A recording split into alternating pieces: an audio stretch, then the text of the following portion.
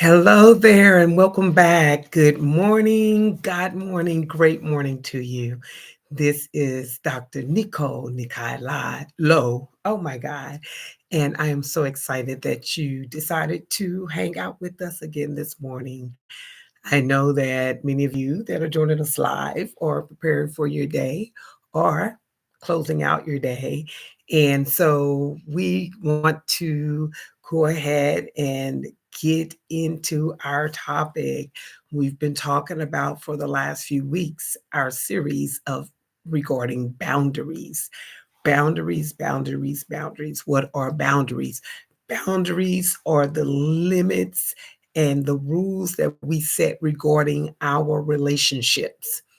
And that's any type of relationship, or personal, private, professional, community, faith, whatever your relationships are.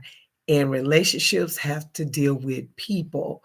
And the greatest relationship between you and the one who created you, and the greatest relationship is that relationship and the one that you have with yourself.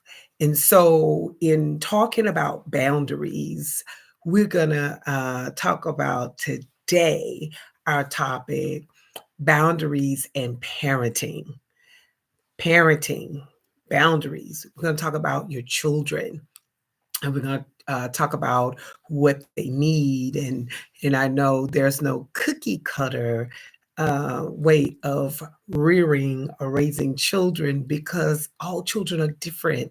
However, all children have the same basic needs. But before we get started to having that discussion, basically, I just want to share with you that you can call in or you can text your questions. You can call in live or text your questions and statements to 408 598 2602. If you are watching the replay of this live session, then you can actually send your questions or comments to dweedmylife at gmail.com. Again, that's dweedmylife at gmail.com. I am the people's coach, yours truly, and I am so excited because the topics that we share are to help you become a healthier you so you can produce a healthier life for you, whether that's privately, whether that's professionally, whatever sector you're in, because we know that when you're a healthy you can be a healthy helper, and that's in every area of your life. So I am excited to continue this series regarding boundaries, boundaries, boundaries. Now, we talked about three types of boundaries, and the first type was rigid boundaries when you refuse to just be transparent or share information or spend time with people. And a lot of that is due to maybe trauma or just life happening and your inability to trust other people. Because let's face it, everybody is not trustworthy. And that's just to be fair. Also, then we talked about porous boundaries. Porous boundaries are people who are more passive. They overshare. They're too trusting, actually. And sometimes they don't trust the people that they're dealing with. However, they feel obligated to have to share information or provide people access that they really don't want them to have, but they feel obligated to do it. And that also comes from life happening and what you've been taught. And you can go back and review some of our sessions to hear more about that information. And then we have healthy boundaries. Healthy boundaries, you value yourself, you value your opinions, you have values, you have structure, you give yourself permission to do what it is you desire to do in spite of what others think. Because you think about your opinions and what you think of yourself more than what someone else thinks about you. And you don't have a problem with saying no. You know that it is your right to tell someone no or to tell them yes because you have established healthy boundaries. And that's because you have a healthy image of yourself. So when we talk about rigid boundaries, porous boundaries, and healthy boundaries. We promote healthy boundaries, but we want you to get an understanding of what rigid and porous boundaries are.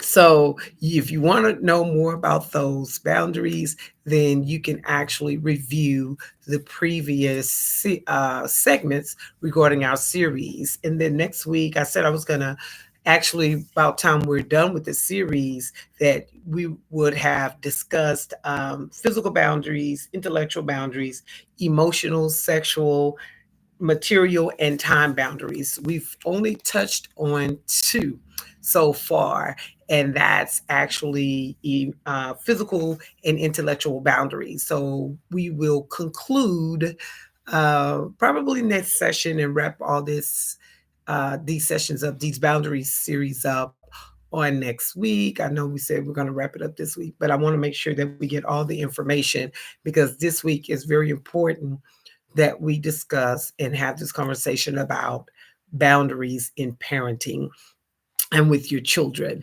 So, in order for us to get started, let's go ahead and do this thing. Again, later on, I'm going to open up the lines. If you're joining us and you want to call in or text us a question, you can do it at the number 408 598 2602. If you are watching the replay, you can always, and even during the week, you can actually leave us a message at dweedmylife@gmail.com. So we're going to get started. I want to get started today with a quote by Frederick Douglass. And some of you may be familiar with the quote. And the quote is this: "It is easier to build strong children than to repair broken men." I'm going to say that again. It's easier to build strong children than to repair broken men. So that's our quote for today. You can kind of ponder on that quote and and what it means to you. But I'm going to share with you it's easier to build strong children because children are like sponges. They don't just hear what you say to them, but they watch how you train them, and that's through your lifestyle. Now, many people say, "What is wrong with these children today?" Because they're not like the children of yesterday. And the truth of the matter is, children haven't changed. I believe our society has changed, and our perspective concerning children have changed, and how we parent has changed. Do I believe that every method that was used previous generations were the best methods? No. But I do believe that there were some foundational principles that were in place that helped a lot of us thrive and help establish certain structures and principles and values in our lives as adults so that we can actually be able to live healthier lives, right? And that we can be productive. But however, there were some behaviors and some principles that were established and methodologies that were established in previous years and generations that were counterproductive. And I can say that I think I come from the generation, that was a little bit more, shall I say, rigid and a little bit more, um, how shall I say, a little bit more harsh and disciplined. However, we're going to talk about that today because not all the time was that advantageous because now we have a society of parents that are really at the extreme on the opposite end of the spectrum when it comes to parenting. And we have a lot of children. We're raising a lot of broken children. We're raising a lot of children that do not have coping skills, healthy coping skills. They don't have emotional, psychological, emotional learning abilities because Right now, for whatever reason, we have defaulted to so much social media and electronics that are helping to raise and rear our children instead of social emotional engaging without socially and emotionally engaging with children these days. And there's a lack of structure. And of course, you have the social advocates who advocate against structure. But we're going to talk about that today because, as a behavior rehabilitation specialist, it challenges me, especially with the data that we have, and just in professionally dealing with young people, elementary through high school. They have basic needs.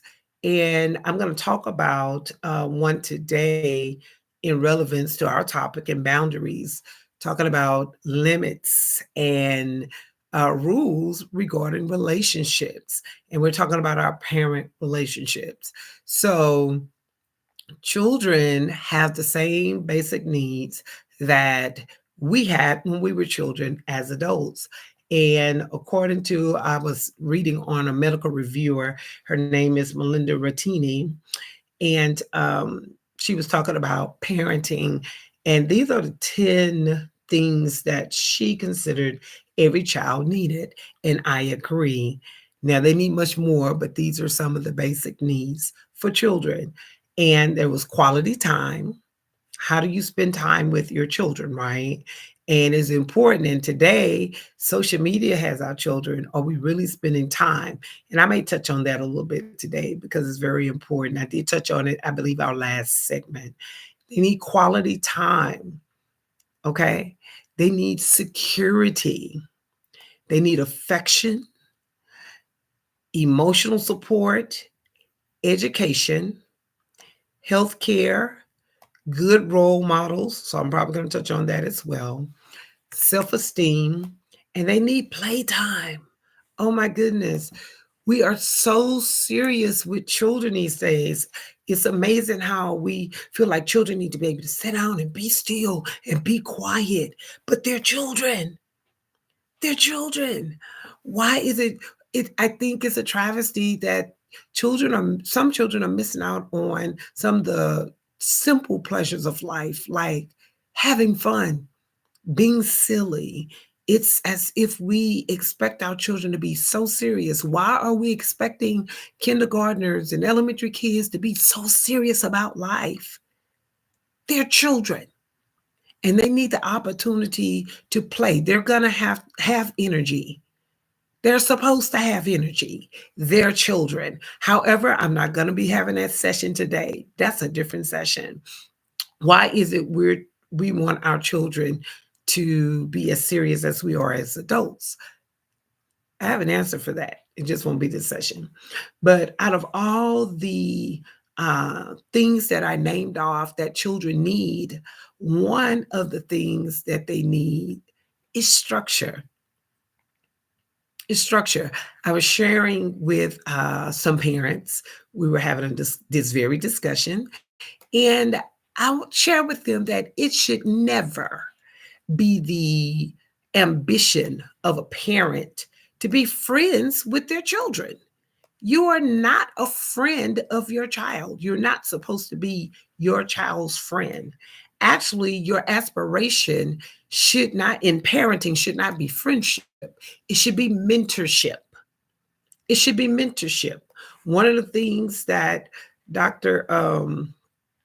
Dr. Rattini uh, shared with not just structure, but they need good role models. Children need good role models. And the first role models that children have the advantage of in their lives initially are their parents. Because when they have, and that's when you're a role model, that's a form of mentoring. And how you engage and interact with your children helps determine how they behave in school, uh, some of the social norms in their life, or how they handle social situations, how they handle life. what their behavior conveys, and how what their appearance is, what their habits are, because they take on the habits of their role models, their mentors. So, parents, you have to understand no matter what, whether you're trying to be or not, your child will watch you. They're watching how you interact with one another. They're watching how you're interacting with other people. And they take on your whatever you're emulating in front of them. Children mimic environment. It doesn't matter what you say. There was a time when the adage was, don't do as I do, do as I say. It really didn't work back then. Okay. We just maxed it better, right? And a lot of people say, well, we had more respect for our parents and we knew not to do. No, no, no. That's why society is in the state it's in. That's one of the reasons, because there are a lot of cyclic toxic behaviors because of what was emulated before generations prior to this generation. And there were also some positive, healthy um, examples as well.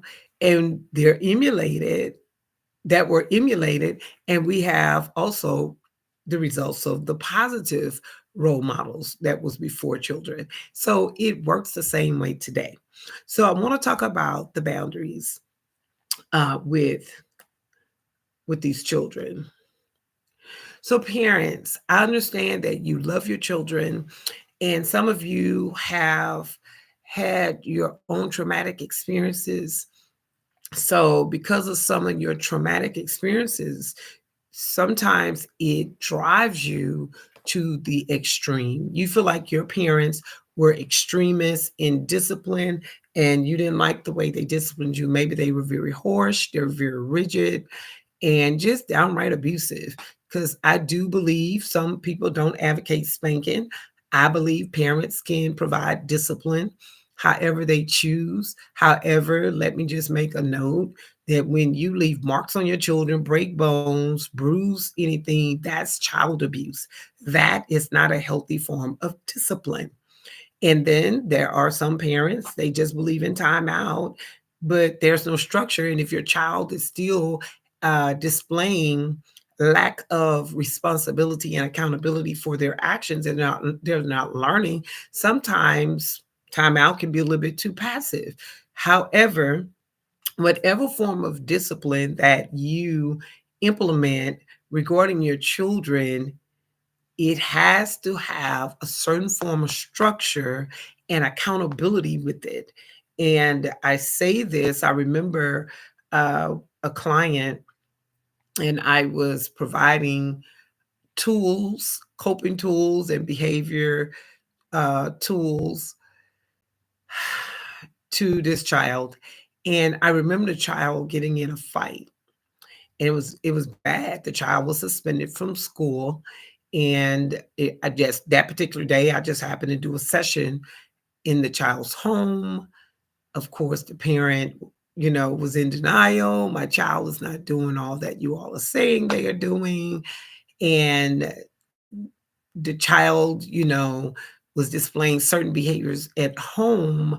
But when that child left home, that child demonstrated completely different behavior.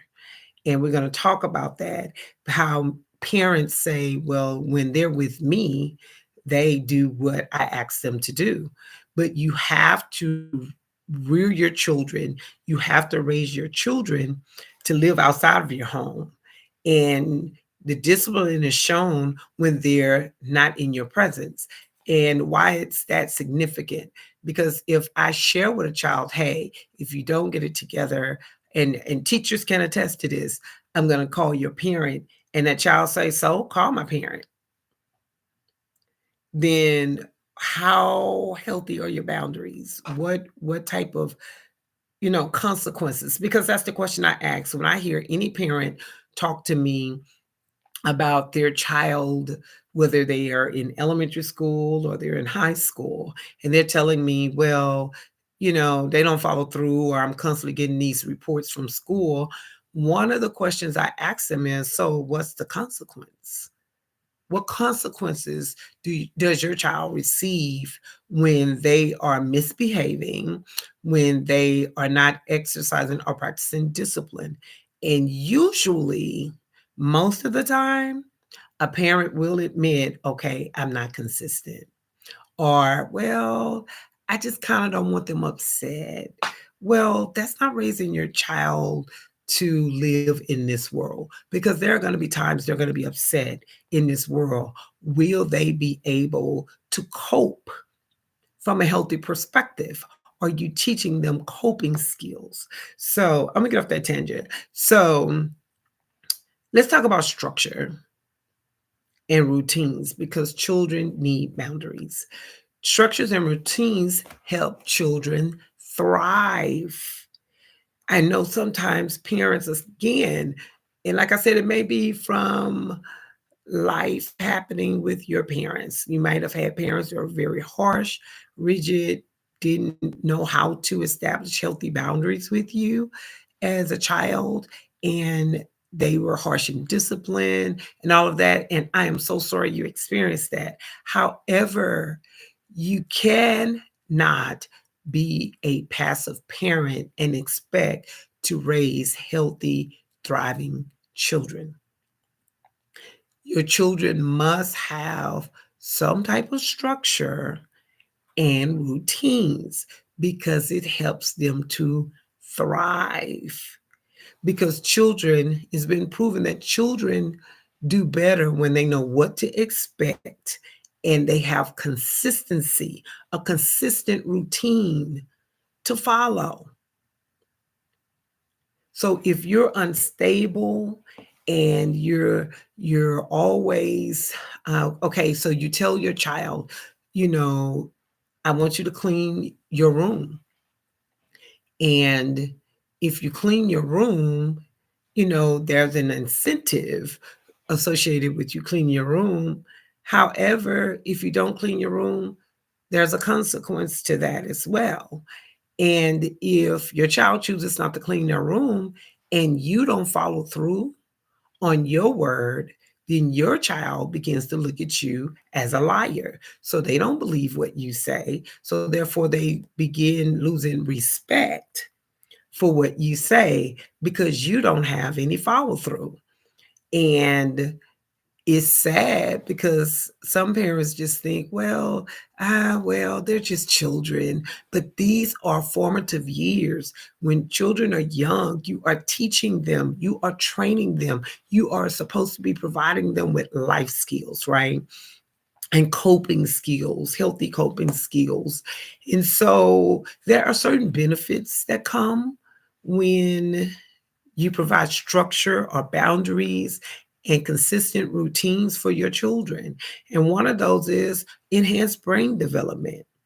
And that, what does that mean by enhanced brain development? It helps children to learn. It helps them to read. It helps them to think. It helps them to learn. Helps them to remember. Help them with reasoning, and help them learn how to pay attention. So when you begin, but a lot of times parents are not consistent with their children because parents are not disciplined enough in their own personal lives, or they're more disciplined at work than they are at home because they value their value is they have more value at their job than they do at their home in raising these little people who actually grow up to be adults. So we want to understand that one of the benefits of providing structure and boundaries and consistent routines for your children is healthy brain development, or shall I say enhanced brain development. The next one is adequate sleep and rest. It amazes me when I hear parents say that they're exhausted because their 5, 6, 10-year-old stays up all night. My question is, why is your child staying up all night? Well, they don't want to go to sleep.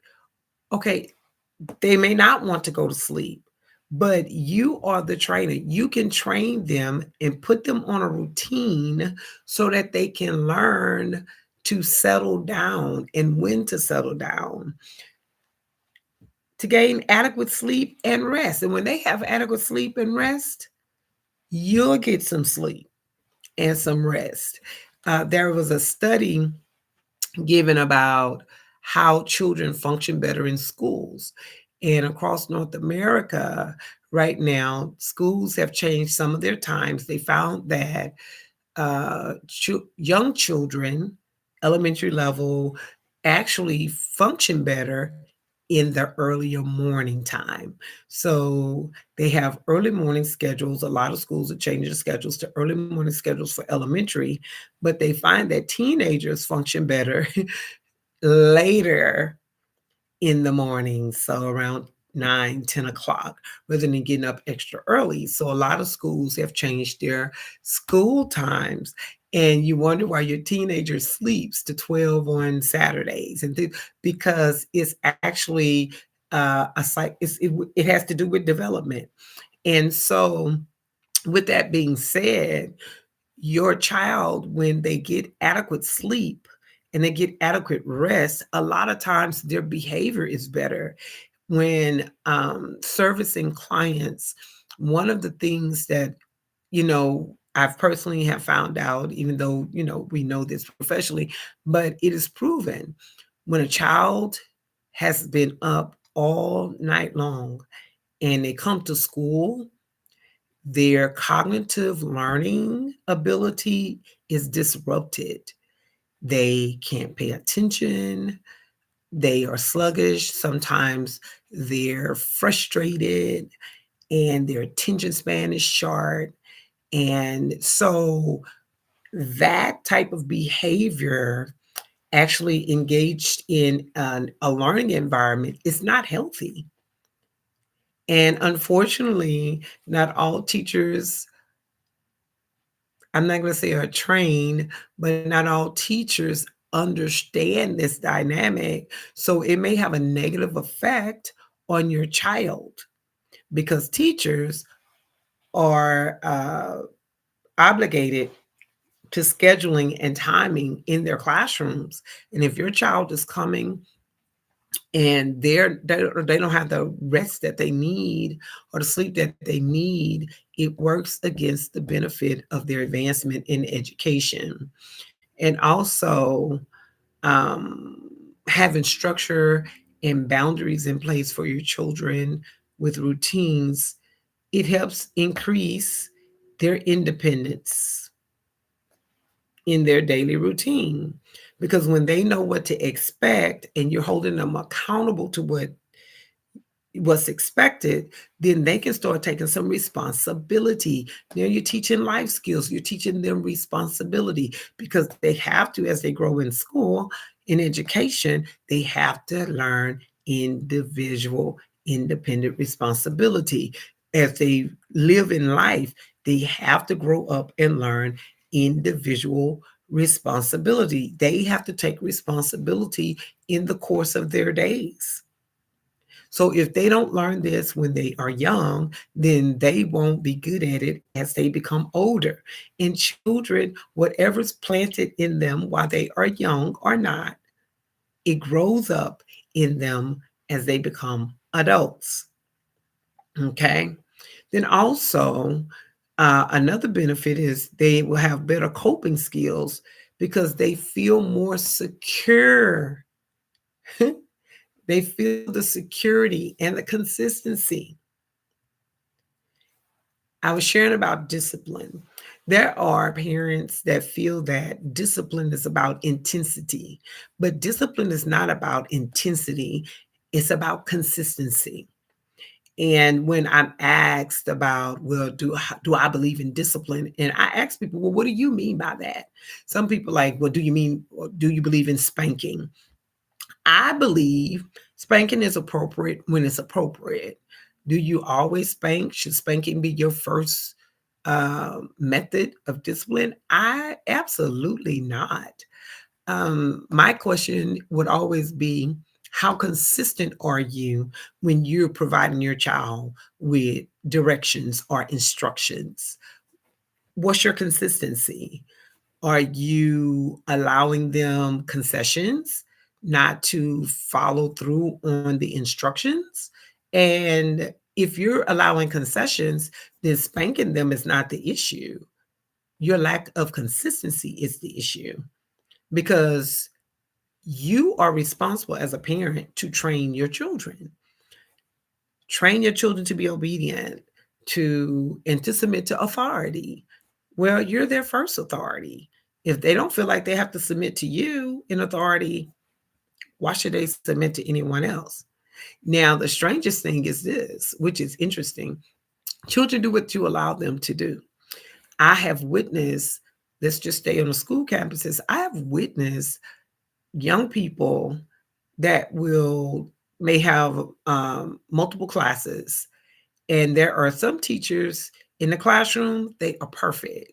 And most of those teachers, their classes are structured, their expectations are clear, they are consistent with the disciplinary practices regarding consequences. They're consistent and the consequences are fair. And those teachers have less challenges with those students or those minors. And that's from elementary to high school, right? But then once they leave that teacher's classroom, they're riot on the campus in other classrooms that are not as structured. And they may be structured, but they may not be fair because let's be honest, not all adults are fair when it comes to children. And so in your parenting, you have to be consistent. Discipline is not about intensity, about how harsh you can get them. And some parents curse their children out and punch their children and do all of this. That's abuse. That's abusive behavior. It's unhealthy. It's toxic. How about just being consistent and providing the consequences for your child when they don't do what they're supposed to do? Because at that point, now you're teaching them how to take responsibility, how to be consistent, and they'll find security in consistency, even with the discipline you provide, right? But not just the discipline and those type of consequences. Make sure you have incentives because just like you go to work, if you go to work every day, you expect to get your paycheck, right? That's your incentive. You know, there are bonuses that you can get on some of these jobs. You do what you need to do for that bonus. Because as adults, we like incentives. Sometimes it's good to provide your children with incentives. And let me share this. When you have multiple children in your home, you're parenting multiple children, please do not punish or prov- give the same consequences to the child that is doing what they're supposed to be doing that you give to the one that's not doing what they're supposed to be doing, because that creates resentment with that child, okay, towards you. And eventually that may lead to that child that's always been obedient, consistent in doing what they're supposed to be doing. It may cause resentment to set in. Next thing you know, they just say, what the heck? I might as well do whatever I'm going to do because I'm going to get in trouble anyway.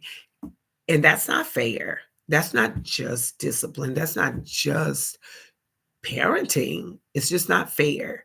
So, and then you're not helping a child that's not doing what they're supposed to be doing because they feel like, okay, well, as long as I'm in trouble, I'm not by myself. So they have no reason to really course correct their behavior.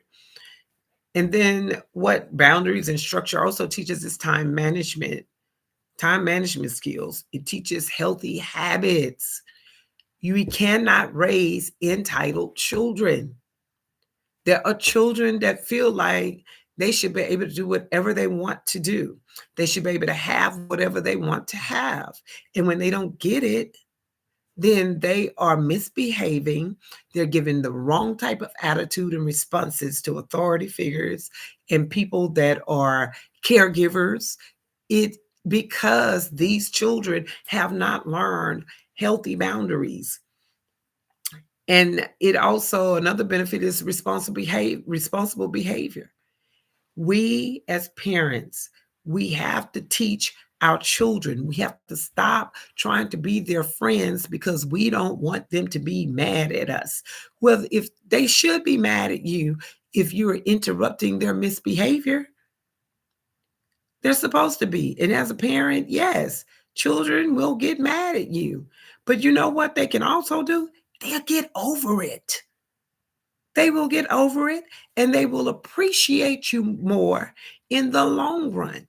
I remember a counseling session. I was doing a pastoral counseling session with a family, and a parent came in, a mom, and she was so upset because she was wondering why her children, followed through with the instructions from their father and not her. And it's not about gender before people go there. Well, men, when a man tell you, then, it's because men are not like women and women are not. Well, let it go, because it's not about gender. It's really not. Because there are women that when they instruct their children to do something, the children actually obey. And it's because of the principle of structure and what's expected of them and the tools that she may implement. And there are some fathers that are very passive. I know I had a client. The client slapped the father. Yeah, working man, taking care of his family, but hit his mom, slapped his father. Yes, that's a real situation. So moving on, but children being responsible for their behaviors and exuding and exemplifying responsible behavior. But that starts at home. When they're asked to clean their room and they choose not to, what's the consequence? If they don't have a consequence applied to their disobedience or them not following through on what's been instructed of them or expected of them, and they receive an incentive, then you're teaching them that they don't have to be responsible and they don't have to. And then children that misbehave at school and the teachers call the parents, and the first thing the parents do is automatically defend their child. Then at what point is the child held accountable for their behavior? And that's something we really have to think about. And parents, I'm going to tell you, I stated this on the last session. You have to get back to parenting. You have to get back to table time. I call it table time. You may not be eating together, but a time designated, even if it's just once a week, to where it is mandatory that everybody in your house, because you have a right to set the rules and expectations within your home. Your children do not get to set the rules and expectations in your home. You're the parent. You have to do that. And I know we've gotten accustomed to this gentle parenting. And like I stated earlier, I don't believe in abuse. However, I believe that children need to be trained. You need to teach them what is expected of them. And as you do that, one of the things is you have to listen to your children, but your children shouldn't be telling you, especially, and I'm going to talk about these teens.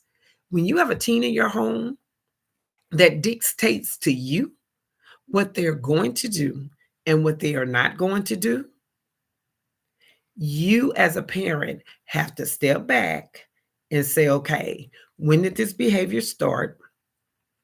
And and I know we have normalized, negative toxic behaviors from teenagers. We've normalized it, but it's not normal. You have to take a step back and ask yourself, where did the effective communication break down? When did my teenager think that it was okay to be disrespectful? You have to start breaking these questions down and coming to an answer, because at the end of the day, just because they say they don't want to do something, if they're in your home, you're the authority figure of your home. Because if they feel like that they can get away with telling you what they're not going to do without any consequence, then they feel like they can tell the teacher what they're not going to do.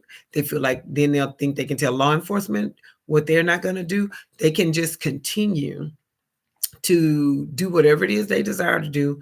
And the truth is, the world is not going to be so kind. Teachers don't have to deal with that. Law enforcement don't have to deal with that negative behavior. But if you tolerate it in your home, just understand that those outside of your home may not and do not have to tolerate your child's negative behavior. So, how do you redirect that behavior? One of the ways is you need to not command, but you need to make sure that you instruct and you set the standard and the bar in your home.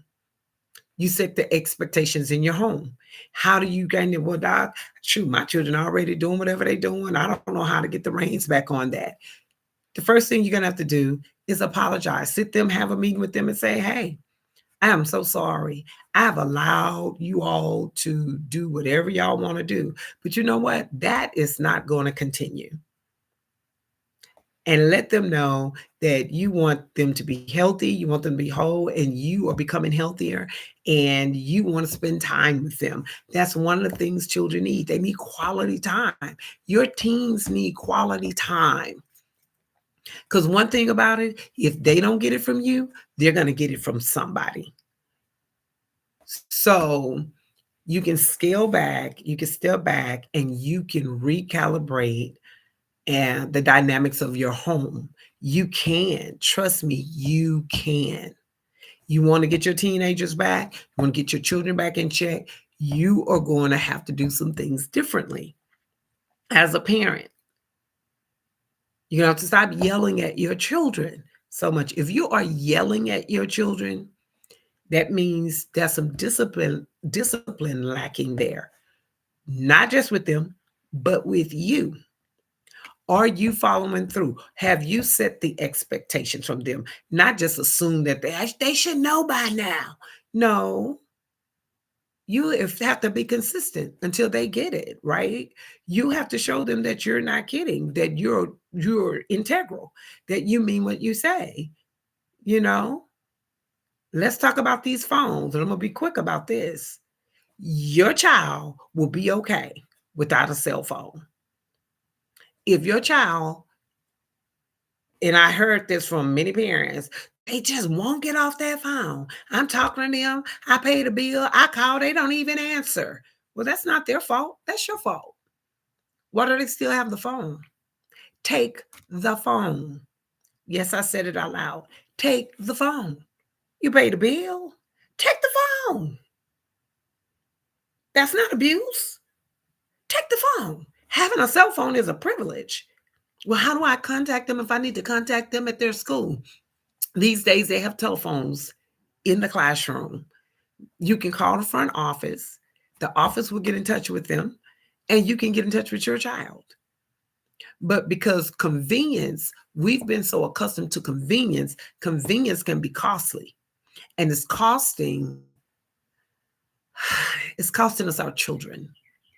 So the question is, how bad do you want to reestablish a healthy environment in your home, a healthy redirection for your children so that they can become healthier children as you're becoming a healthier parent so they can live a healthy life? How bad do you want that? Because again, you have to teach your children to live outside of your home. And again, discipline is not about intensity. It's about consistency. All that yelling and fussing is really empty. All you're doing is raising your blood pressure, and you're causing your children to resent you because you do a lot of screaming. I was talking about the parent that I was providing pastoral counsel to and their children. And the parent asked me that question. And after the parent, was done, of course, I had to share it with the parent. You're going to have to parent. You can't take a break from parenting. And it's not the grandparent's responsibility to enforce what you as a parent is supposed to enforce. The grandparent's responsibility is to reinforce whatever you're trying to enforce regarding your children. The teacher's supposed to be reinforcing whatever discipline or boundaries that you have for your children, not enforcing it. You're supposed to be the enforcer. You're supposed to be initial trainer, coach, mentor for your children. And if you don't have the tools to do that, or you don't have the skill set, and that's fair to say, the healthy skills or healthy coping skills or tools, then of course, again, schedule a session with me at dweedcoaching.com. Let's set up a consult so that I can help you walk through and navigate how to get your house back. Oh my gosh. Because we got to get our houses back. We got to get our children back, y'all. Because a lot of times the children are wilding out because they don't have the proper guidelines and expectations and clear boundaries in place. And I'm wrapping this up. I got so much to share about this topic. But again, we want to make sure that the proper boundaries are set in place, because when your children encounter me and I set those healthy expectations for your children, 95% of the time, children are in compliance. They are free to be who they are, and they are respectful. And if they can do that with me, they can do that with you as a parent. And I know it's been a little late, but the lines are open. If you want to call in or you want to send a question, you can text it to 408-598-2602.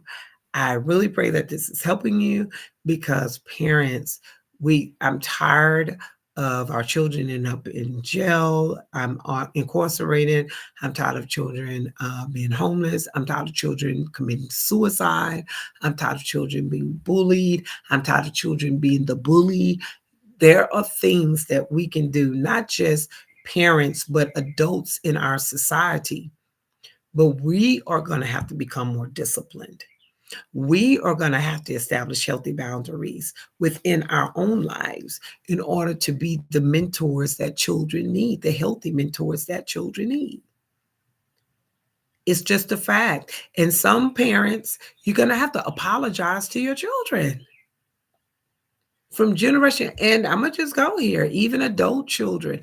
And I had something for parents who's dealing with adult children.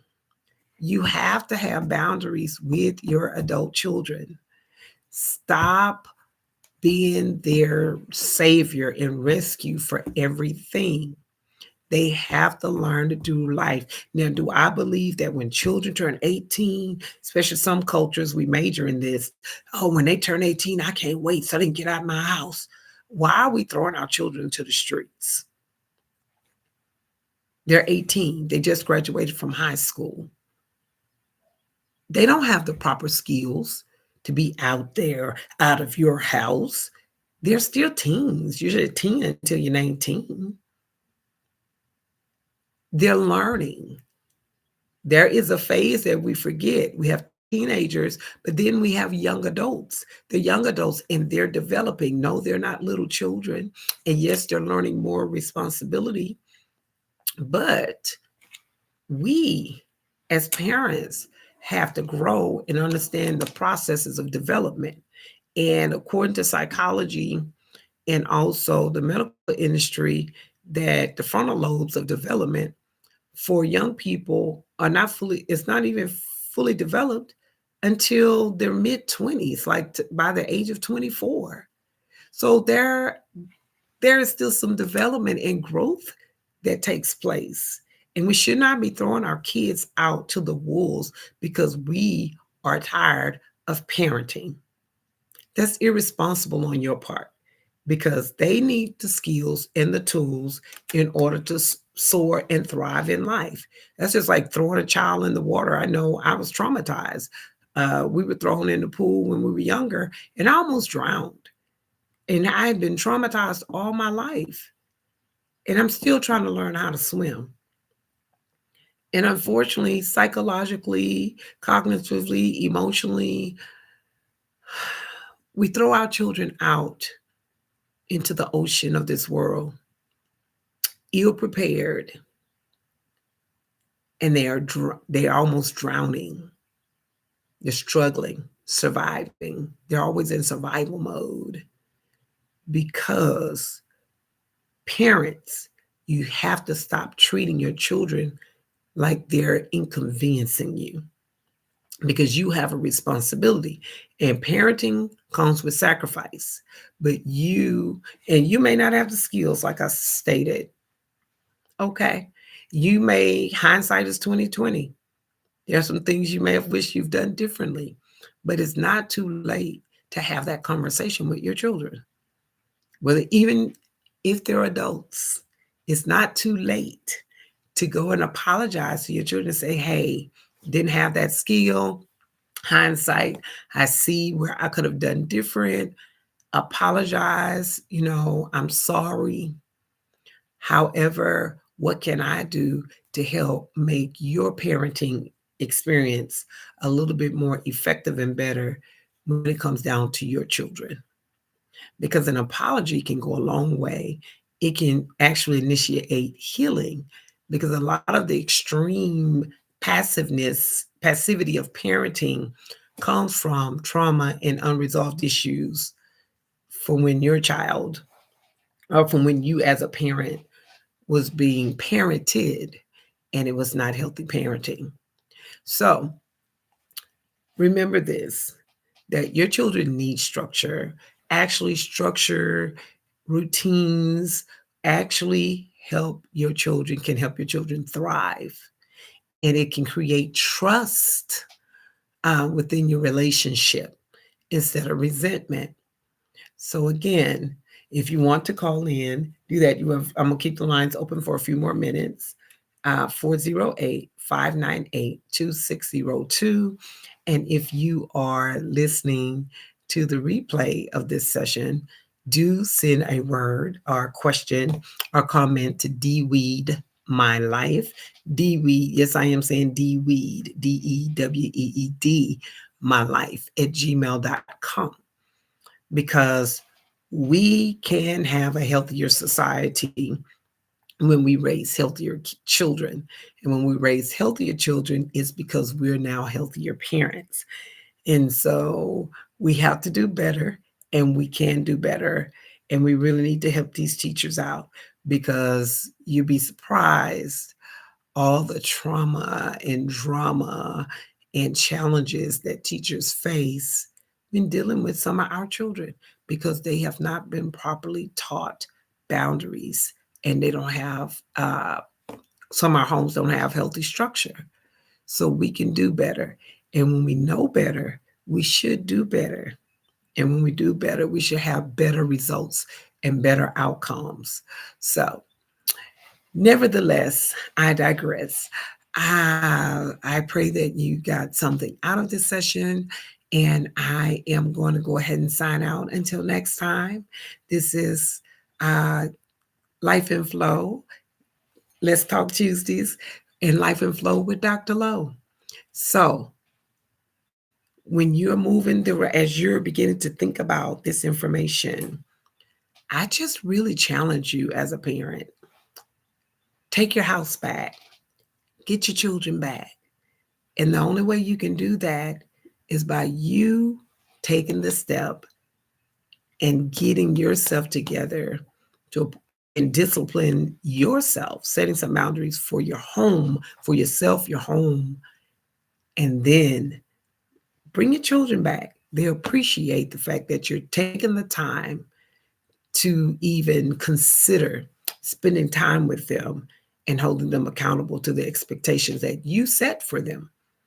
And I just believe that uh, it'll be a benefit for your household, especially your children. Again, this is Dr. Lowe. Stay in flow.